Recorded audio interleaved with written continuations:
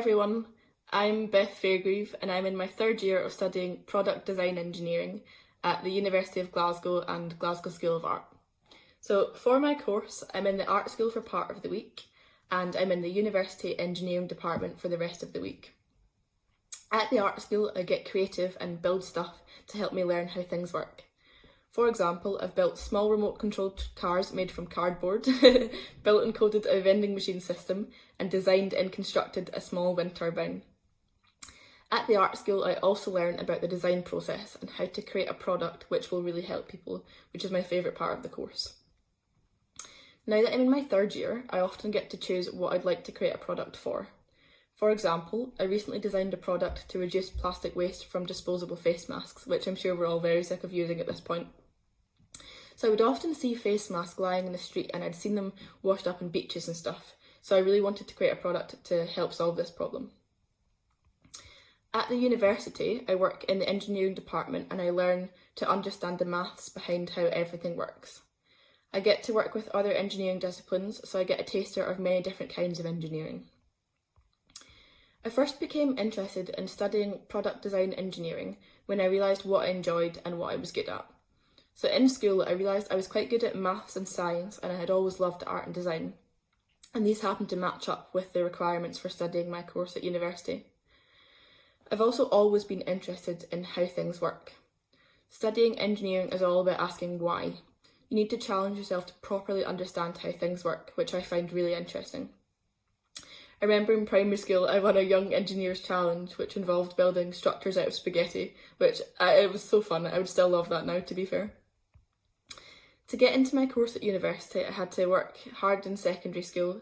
I did maths and physics to a high level and spent a lot of time in the art department. My favourite part about what I do is the problem solving. It's so satisfying when you eventually get something working, whether it's a physical product that you're making or a maths problem that has been confusing you for ages. I also love working with like-minded people. At the art school, we often work in teams when designing a product. It amazes me what you can achieve when you work with friends and colleagues and you can bounce ideas off them. Sometimes if you've been designing something for a while, it's easy to get caught up in it all and forget what the product really needs to do or have. Speaking to a friend and hearing their ideas helps with this. It was also really fun hearing about your friends' products and brainstorming ideas that might help them. If I could give advice to my younger self, I would say always work towards your goal and believe that you can do it. I used to look at my friends and wish I was as smart as them, but when you stop wasting your energy on believing you can't do it, then you totally can do it. If you tell yourself you can't do something, then your brain's not going to help you do it, so positive attitude is everything. The best advice I ever received about my journey to getting to where I am now is to ask silly questions. So when you're stuck on something and you feel silly, your classmates probably are too. So it can be one of the hardest things to do, but when you do it, it will help you and your classmates to get better. I often ask silly questions even now in lessons, which they probably do make me sound silly, but my classmates come and thank me afterwards because now we both understand. I would also say challenge stereotypes. If someone looks at you and thinks you can't be an engineer or whatever else, then yes, you can. So I really love when people ask me what I do and they look surprised when I tell them I'm an engineering student. When I would get stuck on a big piece of homework or dread doing it for days, someone once said to me, "How do you eat an elephant?"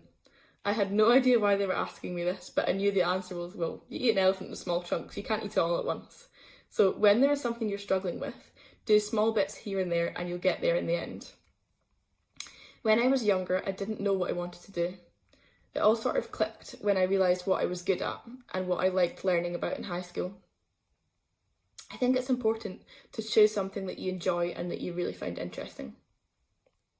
One of the things that inspires me the most is my classmates. I love seeing what products or inventions everyone comes up with and we challenge one another to work harder and achieve more. Lastly, I'd like to say always believe in yourself because that's half the battle and you can do whatever you put your mind to. And most importantly, always ask questions to help you learn. Thank you for listening.